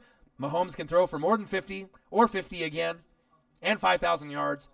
They are the front runner to go to the Super Bowl for the AFC, not named New England Patriots. Chargers will be good. Steelers will be good. Colts will be good. New England should be good, but I like Kansas City this season. They're going to be nice. And that's the list. The Giants are saying all this stuff about how Eli is no doubt the starter, but if oh boy lights it up all preseason and we start the year 0-3 or something like that, I think it'll change real quick. Yeah, it just depends on how much, knowledge that he wants to soak up Daniel Jones. I like what I saw, in the highlight reel on that first drive. He is the future. People were crucifying him and saying that was a horrible pick by Gettleman. I like the pick. He's going to be better, maybe not than Kyler Murray, right? But he'll probably be better than Haskins. I like what I saw from him. He learned from Peyton Manning, Eli Manning, and Archie Manning. They were linked up with, the Duke quarterback coach. So he has mentors that are some of the best that have ever played the vet. It's a respect thing, politics, you know what I mean? But don't be surprised if Daniel Jones by, week 6 to week 10 is the starter, and then moving forward is the guy. And then maybe Eli will find a new team next year, maybe like the Broncos. Possible spot for him to land. But I like Daniel Jones a lot. I think he's going to surprise a lot of people. He's better than people think. Kyler Murray, better than people think. And I even think Haskins is better than people think. I think everyone is kind of sleeping on all three. You know what I mean? They're thinking, they're okay. Maybe Darnold, Josh Allen, and Baker are much better, but are they? We'll see this year. And it's the rookie season. You know what I mean? You got to think the Browns have a lot of talent around them. The Jets have a lot of talent now. But last year was a different story, Josh Allen, has a lot more talent this year than last year. So this is rookie year. We'll see what they do this season. But next year, if they can get some more talent around them, just like Darnold, Baker, right, and Josh Allen on the Bills, then we'll see how good Kyler Murray is year 2, right? We'll see how good Dwayne Haskins is year 2. We'll see Daniel Jones starting from the beginning of year 2. Saquon, get some better receivers, get some better defense, Giants reloaded, Olivier Vernon gone. Landon Collins gone, right? OBJ gone. It's going to be a nice little transition for them. It's not going to be easy, but it's new. It's fresh. So we'll see what happens. Or the Giants can do their usual and keep Daniel Jones on the bench for the next 3 years. That won't happen. I guarantee, right, at some point this season, 110%, Daniel Jones ends up starting and finishing the season for you guys. When will that happen? I'm not sure, but at the very latest, maybe week 12, at the very latest, in my opinion, but I think he'll get there before then. You know what I mean? Because the Giants are going to lose a lot of games. They'll struggle. They'll probably lose a lot of close games. They'll play with a lot of heart. Saquon will try to keep them in as many games as possible, but you can't expect Saquon to score 3-4 touchdowns every game. It's just not going to happen. All the Giants receivers are banged up. Suspension, Golden Tate, injuries, Shepard, thumb, all that. It's going to be a long year. But they got Evan Ingram. I like him. You know what I mean? But we'll see what kind of chemistry that they can build with some of these other players. And we'll see if the defense can do anything. Can they stop anyone? We'll find out. I was having this argument with a friend the other day over the question, and I want to hear what you think. All right, I appreciate the question and the respect. Do you think Patrick Mahomes could throw a ball 100 yards in the air if he tried? He said, I think so. Well, we saw him throw it out of the stadium. As far as, 90 to 100 yards, that's insane. Most quarterbacks, that have elite arms can throw, maybe 50 to maybe 65, 70. So anything over 70 yards, you're really pushing it. But this is the question and the answer that you have to think. Who has the strongest arms in the NFL right now? with a shadow of a doubt, right, Michael Lawler, you can tell your friends, number one, Patrick Mahomes, right, and Josh Allen for the Bills. If you didn't know Josh Allen has the strongest arm, look at the tape at college, look at the tape last year, and look what he does this season. Could both of those guys throw 100? I don't know about 100, right? It's possible. But, I mean, I think that is if most guys cap out at like 55 to 70, 75 to 90 yards, I think that they could do. Maybe not with a whole lot of accuracy, but just like launching it, 75 to 90 yards, they could do it. Yeah, I don't think Drew Lock. Drew Lock is more of kind of like an intermediate thrower. But definitely Mahomes and Josh Allen, they could throw 75 to 90. But I mean, they're not going to have to. I mean, they can lead their receivers like Tyreek the Freak Hill. Josh Allen's going to have John Brown as his deep threat. Cole Beasley. I'm excited. The Bills are coming. Bills and the Jets. It's going to be nice. Mahomes, Josh Allen. See, now you're revising your list. You caught yourself. Yeah, definitely not Drew Lock, right? But Mahomes, Josh Allen. Stafford has a pretty powerful arm, but I'm not sure with his age and as far as his zip, you know what I mean? And A-Rod, I'm not sure if he can do it either. The distance. I mean, we're talking about is throwing it fast, and throwing it hard, just kind of like Brett Favre used to do, break fingers and whatnot. A-Rod's got that part of it down. But as far as like distance, you know what I mean? I think Mahomes and Allen are in a class by themselves. I don't think anyone can outthrow those two guys. And honestly, I got a sleeper for you. Another name besides Mahomes and Josh Allen, the third one that to me I think that has a chance to be able to kind of throw deeper than people think, Kyler Murray. I'm not sure. You can watch the highlight video that we did earlier today. If you watch him in camp, you watch him at Oklahoma. Kyler Murray, for a small guy, can throw it deep. Russell Wilson also. Those are two guys that people don't really maybe understand how strong their arms are because they're like 6 foot. Russell Wilson, Kyler Murray, they say is 5'8", 5'9". In reality, he's probably like 5'6", 5'7". But those guys, to me, even though they're short quarterbacks, their arms are almost on that Mahomes and Josh Allen level, but no one is on that Mahomes, Josh Allen level, to me personally. Big Ben in his prime could throw pretty far too. But there's only certain guys that can do it. Probably Matt Ryan a couple years ago could probably sling it, but those two by a long shot. Kyler a munchkin, but he can bomb. He can. He really can. He might, to be honest, have the third strongest arm in the NFL, even over Stafford. Stafford's got a strong arm, no doubt. But Kyler, something about his arm, I mean, and being that short, you just don't think it's possible for him to be able to sling it as far as he can, but he can. I like him moving forward. Jameis got a super strong arm, too. He's just the most inaccurate deep thrower I've ever seen. Big facts. I'm a Bucs fan, I'll tell you that. He can't throw the deep ball worth of shit. He's like the worst in the league based off 20-yard throws and deep. But Jameis is a 12-year-old mentality. Yeah, he does. I agree. I don't like him at all. I'm a Bucs fan, hardcore Bucs fan. I wish they would get rid of him. And the sad thing is he'll play better this season with Arians coaching him up. And my fear is that they're going to extend him or give him this big contract, and then I'm fucking stuck with him. I'm fucking stuck with this idiot. You know what I mean? Like, he's just too many things, like when he jumped up on the table in the lunchroom at Florida State and said, fuck her in the pussy, like that whole thing, and on YouTube and, the social media thing. Idiot, right? And then, in the Uber ride or the Lyft ride, he's going to go get Mexican food and grabs the Uber driver by the ass and the crotch. What are you doing? And then stealing crab legs at the grocery store because you think you're entitled because you played baseball and football and you think you can get away with it. What the fuck are you thinking? I could have had Mariota, right? Mariota hasn't worked out either, right? He was great at Oregon. Maybe he capped out in college with the Heisman. He's throwing more interceptions than touchdowns. I don't get it. Maybe he just needs a new system. He does get injured a lot. I get it. But he's a good guy on and off the field, and I'd rather have a class act on and off the field rather than a fucking knucklehead, you know what I mean, that just thinks that he's just bigger and better than everyone else. Sucking your fingers and trying to eat the W. Who does that? Who fucking does that? Jameis Winston does. What a fucking idiot. You know what I mean? Fucking idiot. It's like the worst fucking player that I've ever had. I'm just sick of him. You know what I mean? I've seen him for years and years and years.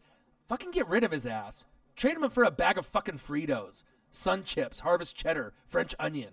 I like those chips. Trade him for a fucking bag of those. Fucking hate him. You guys got me all fucking on this rant now. You got me triggered. Fucking Jameis Winston. Kyler has strong legs too. He does. Like watching a running back when he scrambles. True. It's kind of like watching Russell Wilson. I mean, I think there's going to be a lot of comparisons with Russell Wilson and Kyler Murray moving forward. It's going to be exciting. Moving forward, the Cardinals aren't going to be a laughing stock. Give him a couple years. He's going to be really special. Even this season, I think we'll have to wait and see. But if he ends up being top 10 fantasy quarterback, like number 10 at the end of the season, Kyler Murray, don't be surprised. I don't know what David Johnson's going to give you. I don't know what Fitzmagic, not Ryan Fitzmagic, right? But Larry Fitz, right? Gerald. I don't know what he's going to give you. He's old now, right? The defense is booty. The O-line's booty. But he's an amazing talent. So, Michael Lawler. Jesus Christ. You don't got no love for Jameis? Fuck no, I don't. You think I bought his jersey? Fuck no. Use that shit as toilet paper. Fucking just put it in the garbage. I feel sorry for anyone that even fucking bought a Jameis jersey. I would rather rock a Josh Freeman jersey that I have in my closet, right, than a fucking Jameis Winston jersey. What does that tell you? Not good. Big facts. Making me hungry with all these Jameis trades. I know Fritos, Doritos, Lay's. We can just go over all the chips. Whatever you want to. Whatever you want to offer. Kettle chips. Kettle chips are good. They got a couple nice flavors with them. Larry Fitz is a better blocker than every O-lineman on the Cards, no lie.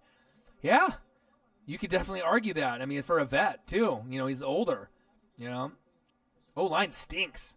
It's bad. But Kingsbury is a great coach. We'll see how long the experiment lasts. My fear is Kyler Murray will play great, and at some point maybe they underachieve in a couple years, right? Kingsbury gets fired. Belichick retires with Brady, right? This is my kind of like ESP, right? And then Josh McDaniels is the head coach. He's like, you know what? I need an OC. Hey, Kingsbury, you want to come over? And then I got to deal with McDaniels and Kingsbury on the Pats. Could you imagine? I hope I don't have ESP and I'm like one of those guys on YouTube, 6,000 years in the future at year 6,000 and have the blurry picture of telling you what it's about in the future and how it is. But if that ends up happening, you guys go back in time and watch this tape, I got the ESP. Not the ESPN, but the ESP. That's my fear. We'll see if it happens or doesn't, but I hope it doesn't. Michael Lawler, Ole Miss fan. All right, so you like the Eli. Love watching my guy Chad Kelly ball out in the preseason. Yeah, it's just sad that he, got drunk at Vaughn's party and they had to get cut, obviously with the Broncos. But, yeah, that's true. You know what I mean? But he just got drunk. He got drunk. He got lit, right? And then just woke up in someone else's house, like on the couch. Fuck. People get drunk. They do dumb shit stuff sometimes. You know what I mean? But, yeah, it does kind of suck, because he did have some talent. But he never was going to be a starter. He was always going to be kind of like a backup. So think of it that way. Brady as OC. Yeah, Brady's got too many kids, beautiful wife, TB12, right? He ain't gonna be no OC. When he walks away, he'll be done. If anything, instead of being an OC, Natasha, you know what the thing is if he wants to, he'll probably be on TV, CBS with like Romo or Fox, but probably CBS because they do AFC games. So down the road, that's another prediction that I have. If Tom Brady wants to, just like Peyton Manning will at some point, Peyton Manning will be on TV. Not doing play-by-play, but color commentary. Brady could do it too, if he wants to. But obviously being with his family is a big priority. But Brady and Manning could be the guys like a Romo, where they start predicting the plays before it happens. They're well-respected. Manning more than Brady. All right, let's not get it twisted. But it would be interesting TV. And Brady can talk, so can Manning. So they can hold their own. Frog Farmer. Who wins the NFC East? Eagles. Cowboys, Giants, Eagles, Redskins. You are on crack, Frog Farmer. If you think the Cowboys are going to win, they're not winning. And then to have Giants 2, that ain't happening. And then the Redskins last, you got the order all fucked up there. Eagles 1, Cowboys 2, Redskins 3, Giants 4. But what do I know? I'm Northwest Sports Fanatics. One half of. I want to put the Skins to win the division just once. Yeah, in a couple years. It just depends on with Trent, how they work that out.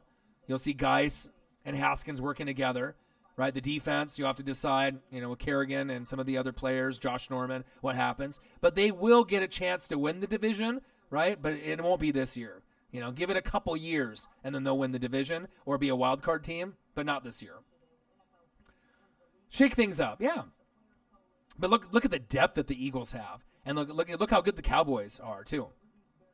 Redskins don't have that same talent. Neither did the Giants. I mean, even if you combined the Redskins and the Giants players together, you still wouldn't be able to beat the Cowboys or the Eagles, in my opinion. So that shows you how much depth that the Cowboys and the Eagles have. They both can make the playoffs. Giants going 14-2. What you mean? Yeah, of course they are, right? But it's cool, though. You know what I mean? I feel for you, you know. If you Giants, you know, Ole Miss, it's cool. You know what I mean? Like, I'm a Buccaneer fan. I mean, who the fuck is a Buccaneer fan? You know what I mean? Not very many on YouTube or that you even see in general that are hardcore, you know. Seattle Mariners, your Rays are much better, right? I got to watch them in person in Seattle. If you saw my stream, it was amazing seeing them in person, right? My Ducks have a good chance to make a deep run, you know what I mean? Returning a lot of starters, so excited for that. And then the Blazers were kind of up and down, you know, first round and done, one and done. And then they made the West Finals, overachieved, got swept, but at least they got there, you know what I mean? But I've had a lot of, you know, especially with the Mariners and Buccaneers, just you know, right in the fucking bottom of the toilet, you know, just shitty teams. But once they end up making the playoffs, it's going to mean a lot more to me than anyone else. I could be a bandwagon and be a New England fan, or I could be a Yankee or a Astros fan, or, you know what I mean? But I'm not. I mean, I'm a Mariner fan because I met Ken Griffey Jr. his rookie year when I was 7, and I've always stuck with him, right? And then my dad is a big Dodger guy, so the Dodgers are my second favorite because of my dad. And, you know, he grew up in L.A., so obviously have that connection with them. And they're fun to watch, you know. But as far as my teams, Buccaneers, horrible, but we'll see where they go. Mariners are a farm team for the good teams, right? Anytime they get a good player, Yankees, right, Red Sox, Astros, Dodgers, Cubs. Hey, can I get your guy for cheap for a bag of chips? Sure. And then they just trade him away. You know, that's what they do. You know, this Nintendo ownership is shit, you know, because they won't invest like the Dodgers. So at some point, I hope they have a Magic Johnson-ish kind of guy that can invest. But Mariners, the longest drought, 2001, Ichiro's rookie year, out of all the teams in baseball to make the playoffs. It's disgusting, but still my team. Still rock their gear. Still go to the games. I love them. You know. You love your team, so you don't give up on them. You know, like people, you don't give up on certain people. My Rays are 20 games over. I like their chances to make a little run, but in all reality, we all know, Michael Lawler, Dodgers, Astros, World Series. That's what's happening. Right? Dodgers 3 years in a row, could be 3 losses in a row. Verlander, Cole, Greinke.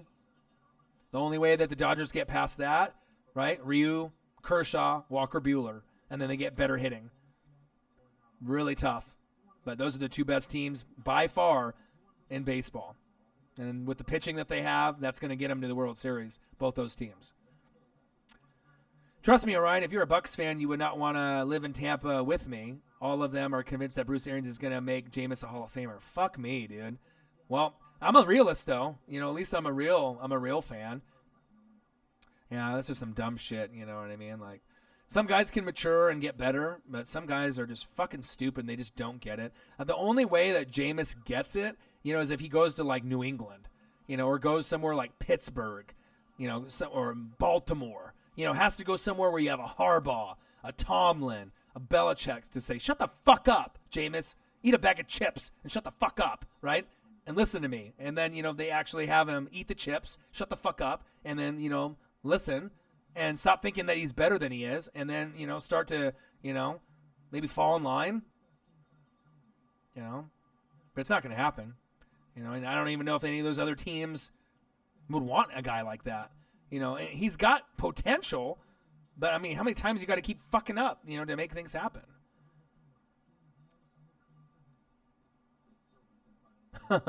So do you live in Tampa, Michael Lawler? Is that you said you live there? Because I've always wanted to visit, you know what I mean? But I'm like an OG Bucs fan, you know, from back in the day. So it's, you know, long time before they even got good. But I mean, I always want to visit. I want to be able to sit in the ship, you know, fire off the pyrotechnics and the cannons. But at least I'm a realist, you know what I mean? You got to understand, you know, what you need to have to be a championship squad.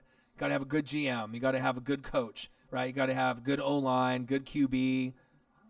Oh, God. You live 15 minutes away from Raymond James, dude. Did we just become best friends, Michael Lawler? And that's cool that you're a Giants fan if you don't have a connection, with the Bucs. Was your dad or grandpa someone that was close to you a Giants fan? What is your connection with the Giants living in Tampa? Because obviously you have to have some kind of connection there. You have the Ole Miss connection, so you've got to have someone in your family, or you went to somewhere in New York or in Mississippi. What is your connection, with the Giants compared to Tampa Bay since you live there? Well, it just all depends on, who you vibe with and maybe, if you had an influence. My family's from New Jersey, but my dad's a Cowboys fan, so it's kind of fun. Oh, okay. All right, I get you. So close, New Jersey, New York. Okay, I got you. Makes sense. Yeah, Tampa fans sometimes are, delirious, but, sometimes, you're just a bottom feeder for so long, right? Haven't been to the playoffs since 2007. This is the most hope that they've had in a long time, but still they have a long way to go. Devin White is amazing. He'll be in the running for Defensive Rookie of the Year with Burns on the Panthers, right? And Devin Bush, the front runner, Steelers linebacker, right? But Vita Vea, injured, right? Sue, 1 year, right? You don't have Quan Alexander anymore. Levante David just got injured. Secondary's kind of booty. Offensive line is normally booty. Mike Evans is the shit, right? Godwin is the shit. O.J. Howard is the shit. Cameron Braid is decent, right? Running backs are kind of shitty, but they'll overachieve with Jameis just because of the great coaching. But it's kind of like fool's gold. You know what I mean? I don't want Jameis. I want better running backs than Peyton Barber and Ronald Jones. Those guys are, third down backs, change of pace backs. I need a horse back there. I need a thoroughbred. You know what I mean? Not a three-legged horse like those two running backs. The O-line's not good, Story of my life, man, as a Bucs fan. Originally from New Jersey, but I moved to Tampa since I was like 6. The Giants have gotten me into football, but I've always loved it. Okay, I gotcha. But obviously with the run with them beating the Patriots twice, I mean, there's nothing sweeter than that, No one believing in it. And the funny thing is in that Giants Super Bowl with Strahan, when the New England went undefeated, I predicted that the Giants would win, and all my friends laughed at me. You know what I mean? Because when they played in the last regular season game and barely lost, I saw the blueprint. I saw it. It's like anytime you have an elite Hall of Fame guy like Strahan, Ray Lewis, and they're playing kind of like their last game of their career, and they're playing extra hard for them, the extra motivation. The Tyree helmet thing, no one could have predicted that. But I had a good feeling that the Giants were going to kind of break that history. And, beating the Patriots twice, it don't get any sweeter than that, especially when they were in their prime. And who knows how many times they've cheated over these years. It's got to be nice and sweet, even though Eli might not be a Hall of Famer to anyone or everyone, right? It's like sometimes you get great Eli, sometimes you get shitty Eli. But the bottom line is, without Eli, you don't get those 2 Super Bowl rings, and Strahan was a big part of it too. Plaxico Burress, nice squad, back then. Yeah, playoff Eli, definitely. But everyone seems to only remember, shitty Eli, because it was always one good year Eli, good Eli, bad Eli, good Eli, bad Eli. It was very rare to have like 2 or 3 or 4 seasons in a row of good Eli. But that was also not all his fault. Some of the players around, injuries, things like that. But yeah, I feel you. So, that's pretty much it. I've gone on for about almost an hour and a half. I just wanted to vibe with you guys and, go over the list. We got 2 great videos. Kyler Murray reaction that I did with Marcus. He got a chance to come into the building, and then we did his quarterback, Dwayne Haskins. So if you guys didn't get a chance to check out those 2 videos, check those out. Let me know what you guys think. Started to kind of get the thumbnails going for all the videos moving forward too. So hopefully that will help us out. Share our channel, smash the like button, help us out, help us get to 20K sooner than later. And like I said, I appreciate you guys, love you guys. Natasha Cutie Pie, haven't seen you in the stream that much. Maybe you're in here often, but you just don't comment. I'm glad that you're here, appreciate that you're here. And I love it when, girls end up going in the chat.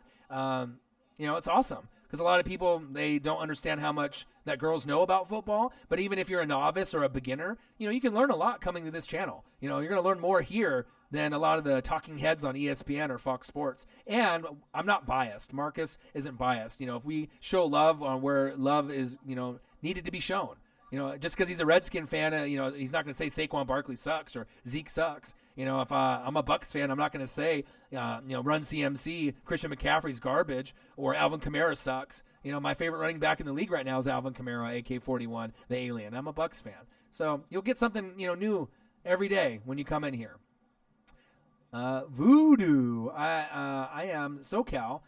Being a Dodger fan hurts. Last year was a joke. I knew they would lose. They have a chance this year, but I agree it'll be hard. Seager is the key, and it depends on him. Well, I think it's more than that. Voodoo, you got to think about Will Smith. Him coming alive. They got rid of Puig. They got rid of the cancer, so he's not there. Turner, he's going to be key. You know what I mean? There's a lot of guys that are going to be key to the run, for the hitting. We already know that Bellinger, what he'll be able to do, but it's all the other guys, Verdugo, all the rest. I mean, my dad watches every single Dodger game, 162. I'm going to go to his house on the weekend. He actually had a stroke, about a month ago. So I obviously go and visit him, and, we're big Dodger fans. You know what I mean? Last time the Dodgers came to Seattle last season, there was a 3-game set. They only come to Seattle every 5 years, and I got a ball. I got a foul ball. In the second game, we went to the first game, and a ball landed one seat next to me, and I didn't get it. The second game, I got a ball in the first inning. Guy in front of me had a mitt. He dropped it, got in there, slid past the grandma and grandpa, and got the ball. I got a Kiki Hernandez foul ball in the first inning. Best moment of my life. And that with my dad being there, too, being a Dodger fan. Amazing day. Natasha Cutie Pie, great vid. Do another Zlatan Ibrahimovic video. I will. I'm going to start doing some soccer and rugby. I know some of those are the most popular. I definitely will. Mad respect for him. Amazing player. Football. Amazing. I usually miss it. Oh, it's okay. If you get the notification, turn your notification on. Notification, gang, get in there. And then, sub to the channel if you haven't already. Share the video. Tell your friends about it. Like I said, this is going to be the most non-biased, YouTube channel, period, out there. Everyone else is just, a hater on TV or on YouTube, it seems like, but we're not. Michael Lawler, I was a diehard Rays fan like 6-ish years ago when they were like a hometown team. When everyone knew the players, like, yeah, Evan Longoria. I don't know. Yeah. Yeah, it's not the same. I agree. Certain teams, when they're small market, they only have a little run for a couple years. Remember the Royals when they were good? When they went to back-to-back World Series? Where are they now? They went from one of the best teams in baseball to one of the worst. So sometimes when you're a small market, you had to build, farm system, build, trade, and then you'll have like maybe a couple years, 2 to 3 to 4 years, and you got to hope that you win it in that window. And if you don't, then you're screwed, and then you start over. Yeah, the Rays are hard to connect with. Think about the Mariners. I'm in a worse shape than you, big guy. You know what I mean? I'm a Griffey guy, Randy Johnson guy, fuck A-Rod. You know what I mean? I love Ichiro. But, they trade away all their good players, too. The last player I have now that's good is Vogelback. James Paxton was good, traded him to the Yankees. I had Diaz, the best closer in baseball, bye to the Mets. It's just heartbreaking. No more Nelson Cruz, no more Robinson Cano. Fuck me, dude. You know what I mean? Like, I get it, bro. It's hard being a fan of a shitty team. But, it'll mean a lot more to us moving forward down the road. Mike Trout. Yeah. He's my favorite player, not on the Mariners. He's so exciting to watch. It's like watching Ken Griffey Jr., but, a right-handed version. Too Fast, 49. What's up, Orion Pax? Orion Pax, a.k.a. Optimus Prime. That's his real name. But I'm a G because I know that. Because I used to watch the cartoon in the 80s. What it do, Too Fast, 49? Niners. Niner, gang. But Too Fast 49, I'll go over the list for you. I don't know when you hopped in, but I'm going to go over it for you, and then I'll probably end the stream because I got to go work out, and I'll watch Hard Knocks and do a few things. So the show today, all right, Too Fast 49, I'm doing it for you. NFL rankings, teams to win their division back-to-back, 8 being the worst chance. No, I got you, man. Most streamers and most people on YouTube wouldn't care, you know what I mean, but I'm different. I care about everybody. I'll acknowledge everybody. Even when we get bigger, even if we go viral and we get, more famous, I'll always connect to you guys. And hopefully you'll remember that and you'll remember me. So number 8, worst chance to repeat as back-to-back champs, which is tough. Number 1, the best chance. So that kind of gives you a gauge, okay? Number 8. Number 8 is the Baltimore Ravens. All right? They went 10-6 and won the division last year, right? 8-8, 10-6. Last season. This season, 8-8. So I don't think that they'll win the division. They won't even get second place in the division. I think the Steelers are going to win the division at 11-5. I think Cleveland Browns have a chance to go 9-7, 10-6. I think the Ravens scale back and go 8-8. Maybe have a few injuries. I have them at number 8. So they can still maybe get second place and fight Cleveland, but I think Cleveland will be better. I really do believe in Baker Mayfield. Number 7, the Texans, right? In the South went 11-5. They won't go 11-5 again, and they won't win the division. I got the Colts winning the division at 11-5. The Texans dropping down to 9-7, 10-6. They can still be good, but not as good as the Colts. The Colts are coming. Even with Andrew Luck being injured this preseason, look for them. They're on their way. Number 6, the NFC East has a different winner every season, right? It's not the same. Go back 5-10 years. It's different, right? The Cowboys won it last year at 10-6. They have Zeke and Dak drama, right? The Eagles have one of the best teams in the NFL on paper. The Eagles win the division, 11-5. Cowboys scale back to 9-7 or 10-6. But if Zeke doesn't get paid or Dak, and they have issues there, look for them to drop back even further than that. Number 6. Number 5, Chicago Bears. They went 12-4. They won't go 12-4. They'll go 10-6 or 11-5. I like the chances of them repeating with Montgomery. The rookie running back is a legit baller. All right? Balla. Ballaah. Balla. All right? If he dominates, he has a chance to get Offensive Rookie of the Year. Tariq Cohen, the human joystick, is the third down option back, change of pace back. They have the best defense in the league, arguably. Right? The only team that can clip them is the Vikings, in my opinion. The Vikings are very, very well-rounded. So either the Bears 11-5, Vikings 10-6, or the Vikings 11-5, the Bears 10-6. But I see both teams making the playoffs. Big facts. Balla! All right? Number 4, the Patriots. They went 11-5. No Gronk. Now they got N'Keal Harry from Arizona State. No problem. Right? Sony Michel, injured knee, no problem. They'll still go 11-5. They'll repeat as division winners, right? Bills and Jets will be close. Maybe 9 or 10 wins for one of those teams. There's a chance that the Jets or the Bills make the playoffs this season. Yeah, I said it. Sleeper team in 3. They won't this season. They'll scale back to about 11-5, 12-4, right? The Falcons, the Panthers, and the Bucs will give it all they got, but they won't be able to beat the Saints and match that win total. Look for one of those teams to fight for a wild card spot. Who it is, I don't know, but I do like the New Orleans Saints winning the division back-to-back, but maybe scaling back a couple wins from 13-3 to 11-5. Number 2, the Rams, right? By default, they won the division by 13-3 last season. Will they win it again at 13-3? No. Will they win the division? In my opinion, yes. Even if Gurley doesn't play at all, they'll still win 11 games, right? But the Niners and Seattle Seahawks are creeping, right? The Niners especially. You know, everyone has Seattle being number 2 in the division. I think the Niners have a chance this season to surpass Seattle, right? Seattle might have a down year and go 8-8, right? Maybe the Niners go 9-7 or 10-6. But you got to get it cleaned up with all the injuries. D Ford, injured. Bosa, injured. Sherman, not 100%, right? Jason Verrett, injured, right? McKinnon, injured. But the nice thing is, Jalen Hurd, balla, right? Deebo Samuel, balla, right? Dante Pettis from UW, balla. Marquise Goodwin, balla. And guess what? An extra, Ballaah. George Kittle, balla. And then Jimmy G, the Garoppolo effect. What can you say? I like the Niners' chances. If they don't do it this season and they finish 8-8 and fall a little short, don't worry. They're coming.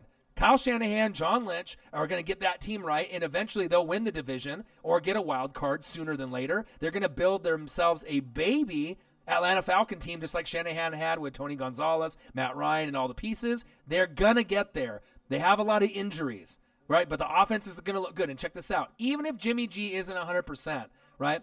Beathard, not the greatest.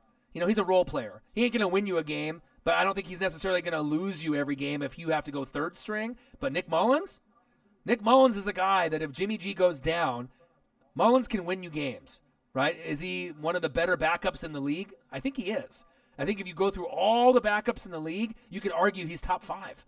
So even if Jimmy G isn't 100%, you're going to need him at some point. But for the time being, if Mullins is there, I think you can compete with a lot of the teams with him temporarily. He's not going to go out there and throw 5 touchdowns and no picks, but he might have games where he throws 3 touchdowns, 1 pick, 3 touchdowns, 2 picks, 2 touchdowns, 2 picks.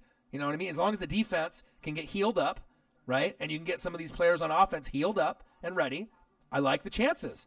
They're one of my sleeper teams, like the Jets and the Bills. And the Niners, My team as a child, the San Francisco 49ers. I love them, right? Number 1, Kansas City Chiefs. You saw the Patrick Mahomes thumbnail, right? 12-4. This year they're going to go 13-3 or 14-2. They have the best chance to repeat. Mahomes can get back-to-back MVP. He can throw for 50 yards back-to-back years, right? He can get over 5,000 yards in back-to-back years. It could happen. The defense is better. Andy Reid is motivated. Damian Williams at running back. Kareem Hunt is out. No problem. McCole Hardman in. Are you kidding me? Another speedster? Now we call them. We had the Legion of Boom, right, in Seattle for the secondary. Now we have the Legion of Zoom. Consists of Tyreek the Freak Hill, Sammy Watkins, McCole Hardman, right? DeAnthony Thomas, Travis Kelce. Unbelievable. And he ended up getting Honey Badger, right, in free agency. Juan Thornhill, one of the most underrated safeties in the league as a rookie, right? Chris Jones will dominate. Who? Chris Jones. Who? Chris Jones. And you got Frank Clark from Seahawks. So one thing as a Niner fan, you don't have to see Frank Clark anymore. So that's a plus for you. So that's the list.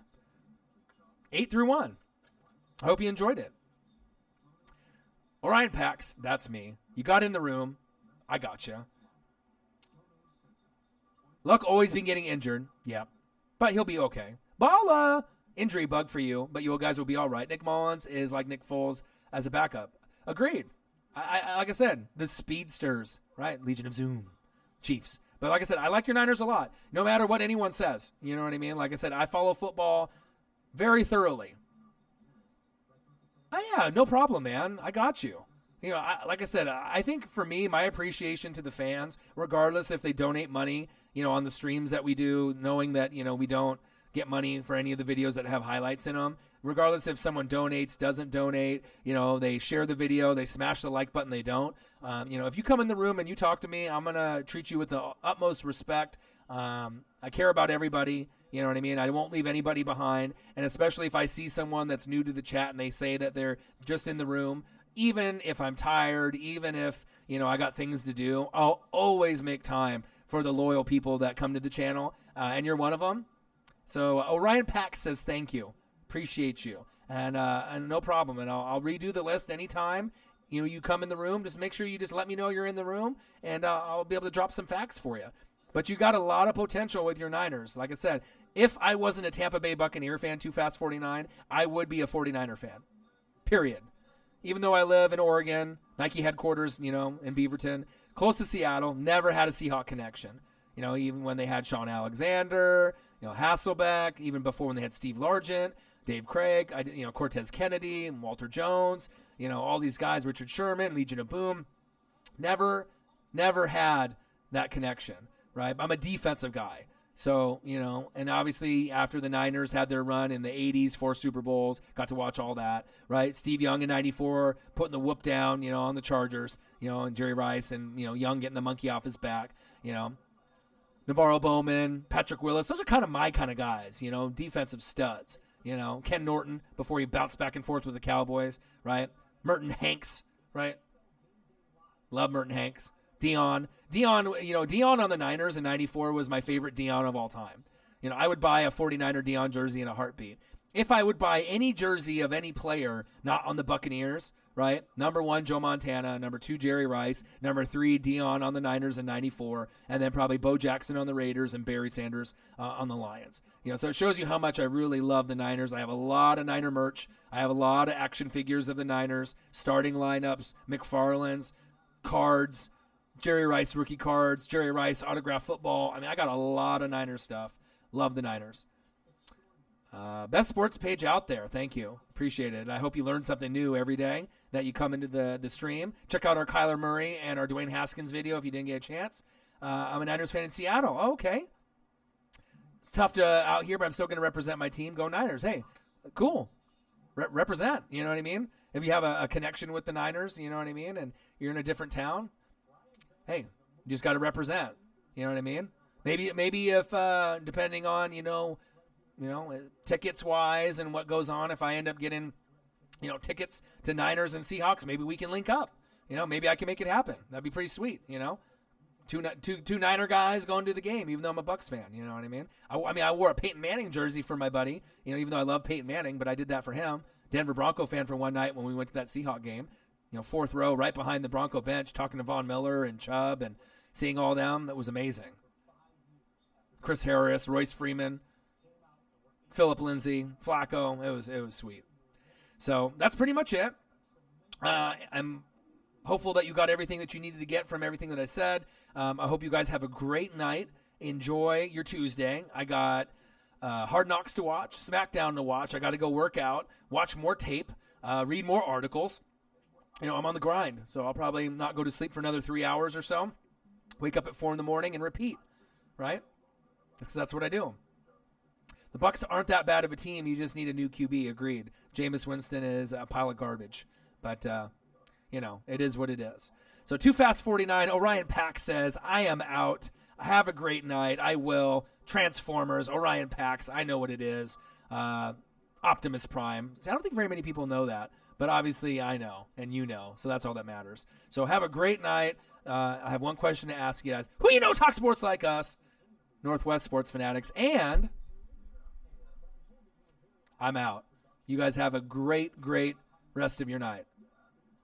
I'll tell Marcus you said hello, Natasha. Have a great night. Peace.